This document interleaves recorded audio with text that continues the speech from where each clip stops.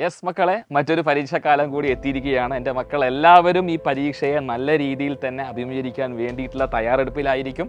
എന്നാലും നമ്മുടെ മക്കളിൽ പലർക്കും ഉണ്ടാകുന്ന ഒരു പ്രശ്നമാണ് എക്സാം ഫോബിയ, അതായത് ഫിയർ ഓഫ് എക്സാം, പരീക്ഷയോടുള്ള ഭയം.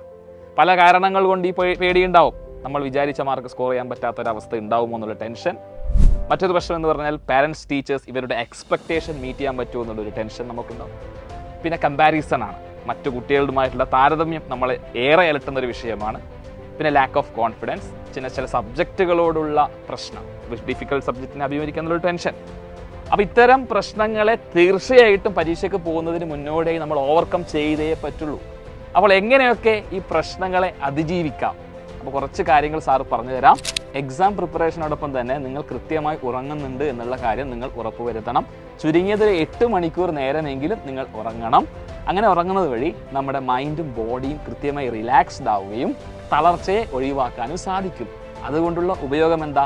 നിങ്ങൾ തളർച്ചയില്ലാതെ പഠിക്കുമ്പോൾ തീർച്ചയായിട്ടും ആ പഠിക്കുന്ന കാര്യങ്ങൾ നിങ്ങളുടെ മൈൻഡിൽ തന്നെ ഉണ്ടാവും, അതെവിടെയും പോകത്തില്ല. പിന്നീട് മെഡിറ്റേഷൻ ആണ് പറയാനുള്ളത്.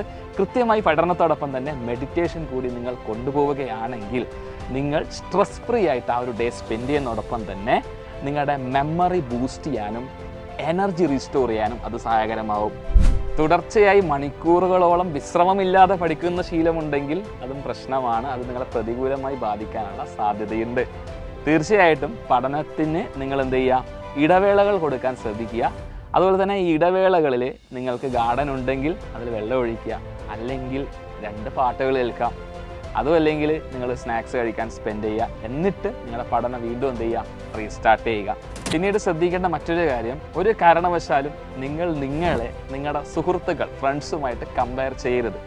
ഓരോരുത്തരെയും പഠന രീതി ഒക്കെ വ്യത്യസ്തമാണ്, പഠന ശൈലിയും വ്യത്യസ്തമാണ്. നിങ്ങളൊരു ടൈം ടേബിൾ ഉണ്ടാക്കുക, ആ ടൈം ടേബിൾ വിശ്വസിച്ച് പഠിക്കുക, അല്ലാതെ ഒരിക്കലും എന്ത് ചെയ്യരുത്? കമ്പയർ ചെയ്യരുത്. പിന്നീട് മറ്റൊരു കാര്യം ഭക്ഷണത്തിൻ്റെ കാര്യമാണ്.